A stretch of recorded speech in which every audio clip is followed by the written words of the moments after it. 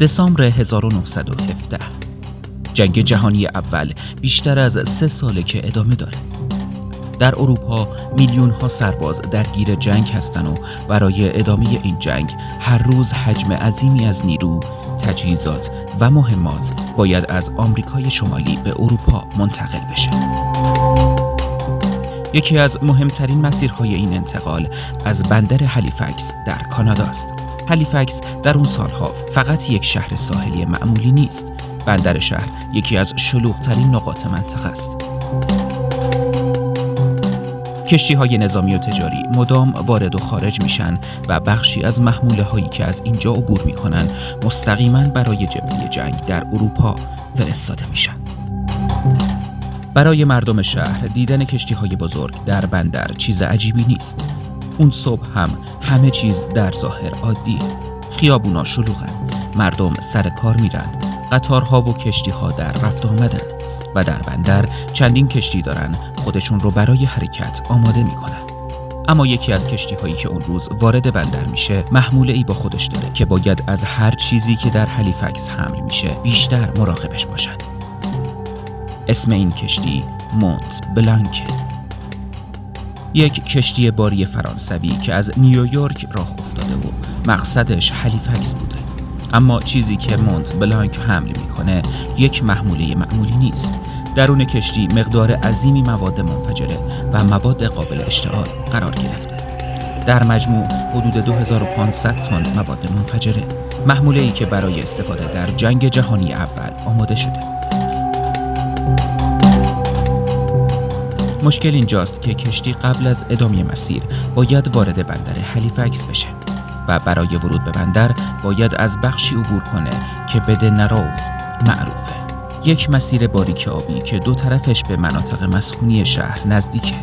یعنی مونت بلانک باید با همین محموله خطرناک از کنار شهری عبور کنه که هزاران نفر در اون زندگی میکنن.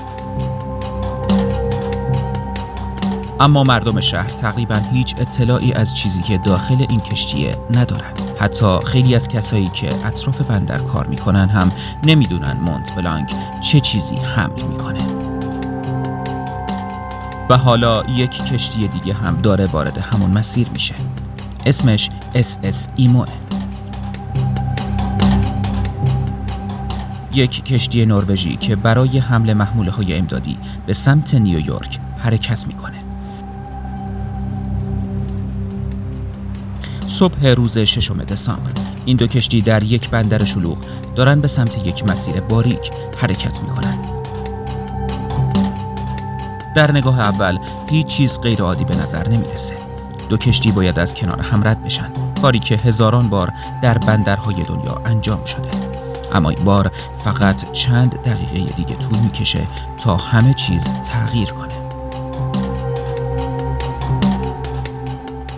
صبح 6 دسامبر 1917 حدود ساعت 8:45 است. مونت بلانک وارد بخش باریک بندر شده. از طرف دیگه ایمو هم داره از همون مسیر عبور میکنه. فاصله بین دو کشتی لحظه به لحظه کمتر میشه. در چنین مسیری عبور دو کشتی بزرگ از کنار هم نیاز به هماهنگی دقیق داره. هر دو کشتی باید سرعت و مسیرشون رو طوری تنظیم کنن که بدون مشکل از کنار هم رد بشن. اما این بار هماهنگی اونطور که باید پیش نمیره. ایمو به سمت راست خودش حرکت میکنه. مونت بلانک هم برای جلوگیری از برخورد مسیرش رو تغییر میده. اما به جای اینکه فاصله بیشتر بشه، دو کشتی همچنان به هم نزدیکتر میشن.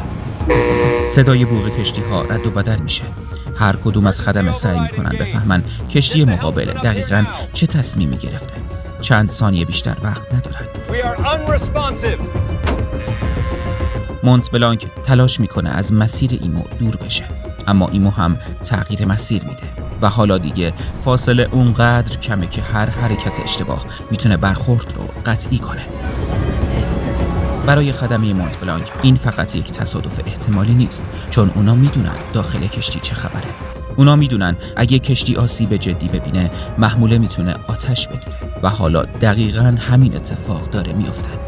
حدود ساعت 8:45 صبح ایمو به مونت بلانک برخورد میکنه. دماغ یک کشتی ایمو وارد بدنه مونت بلانک میشه. برخورد در قسمت جلویی کشتی اتفاق میفته. بخشی از بشکه‌ها و محموله روی عرشه جابجا میشن.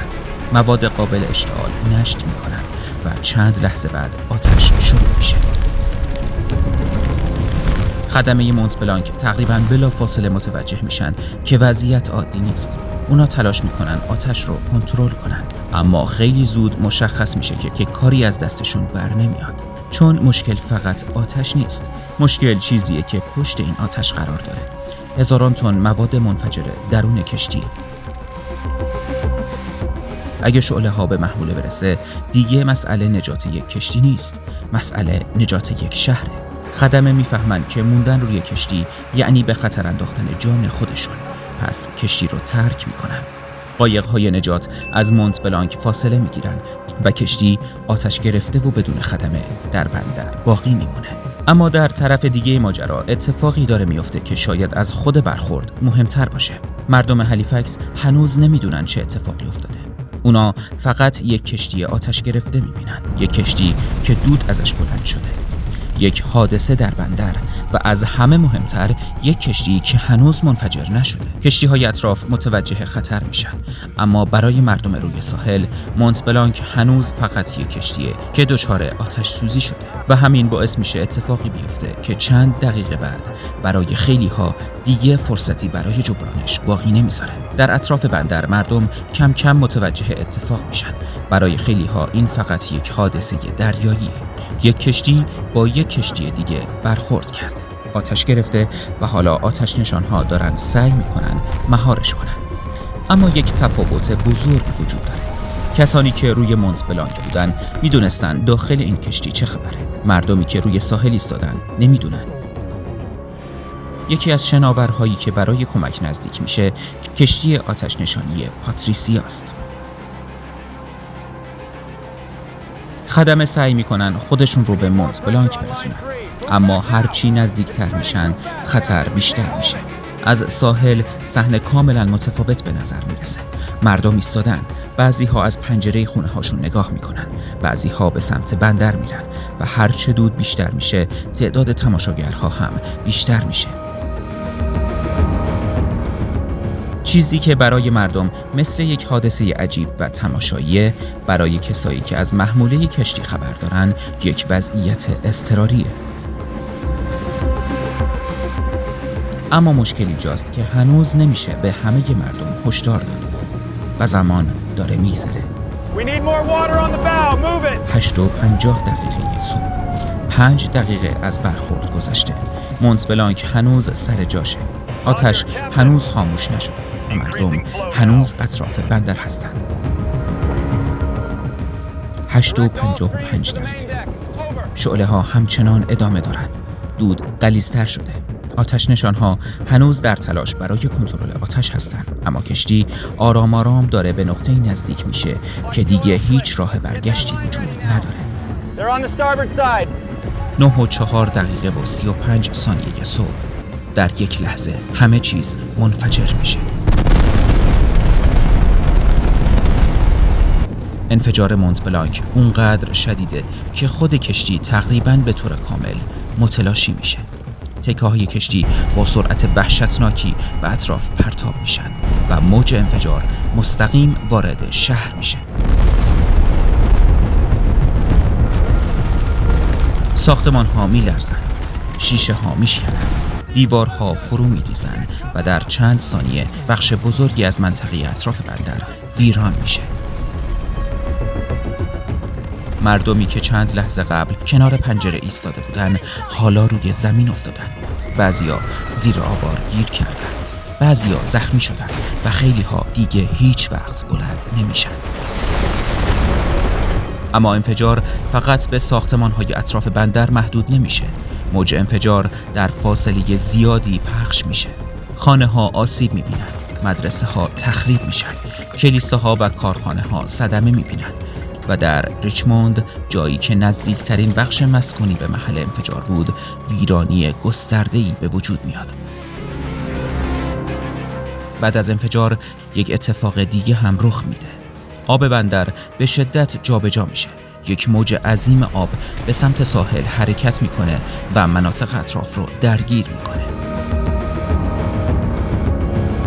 حالا که تا اینجای مستند همراه ما بودی، پیج رد رو سابسکرایب و لایک کن تا بقیه مستندهای باقی ما رو از دست ندی. و حالا بریم سراغ بقیه ماجرا. خیابون‌ها پر از شیشه با آوار شدن. سیم‌های برق و تکه‌های ساختمان روی زمین افتادن. آتش در بخش‌هایی از شهر ادامه داره و مردم به جای اینکه فرار کنن، شروع می‌کنن به دنبال کردن اعضای خانواده‌شون.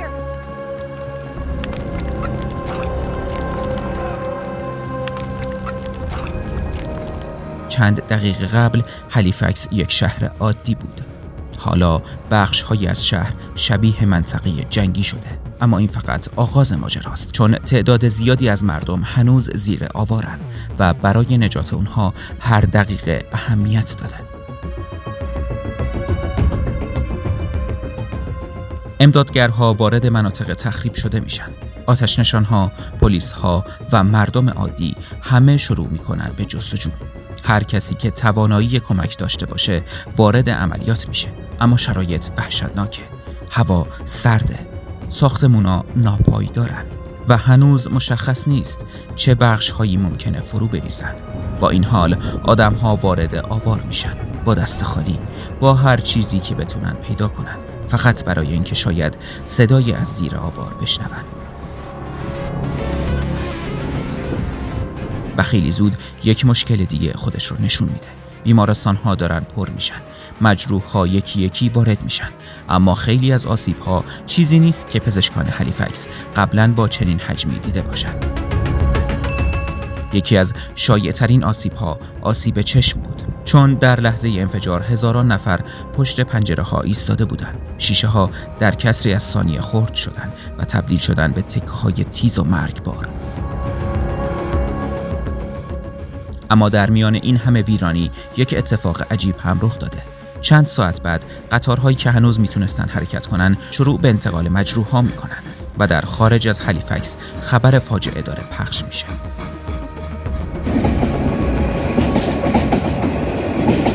مردم شهرهای دیگه تازه دارن میفهمن چه اتفاقی افتاده و کمک داره راه میافته. شب هنوز تمام نشده. هزاران نفر مجروح شدن. خیلی ها خونه ندارن. بعضی ها هنوز دنبال اعضای خانواده‌شون میگردن و تعداد زیادی از مردم هنوز زیر آوارن.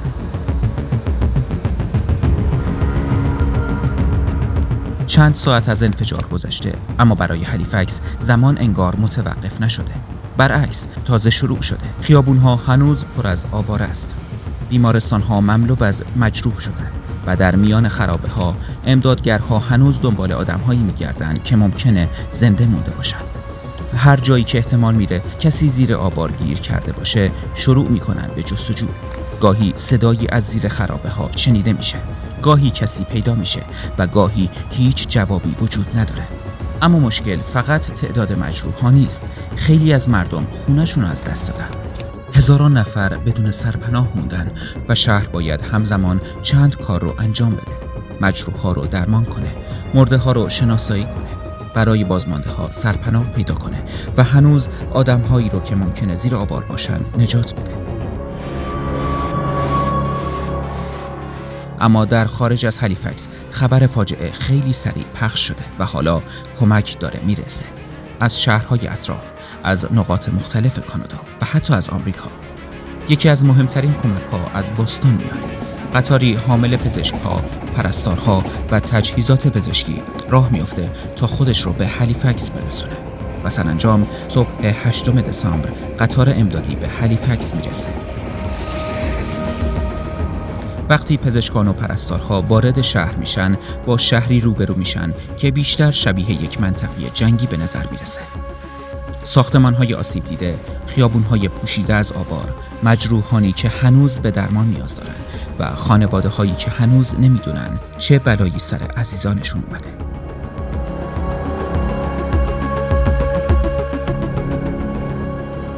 اما حالا کمک رسیده و عملیات نجات و درمان با نیروی بیشتری ادامه پیدا میکنه. در همین روزها کم کم ابعاد واقعی فاجعه هم مشخص میشه. حدود 1782 نفر جان باختن. هزاران نفر زخمی شدند و بخش بزرگی از منطقه نزدیک بندر آسیب دیده.